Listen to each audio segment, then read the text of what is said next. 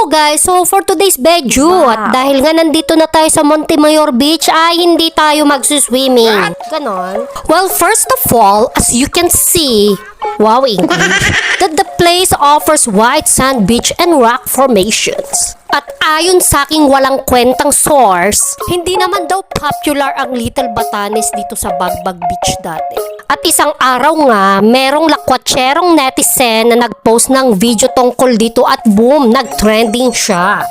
Di wow, sana all na lang nagtitrending. So hindi ko nga alam kung anong klaseng view ang dadatnan natin dahil hindi naman tayo makakapag-trekking papunta doon. Di kung wala tayong makita, di goodbye, uwi na ako. Bye-bye! Madali naman akong kausap Makikita nyo nga dito ang daming bato. Ding ang bato!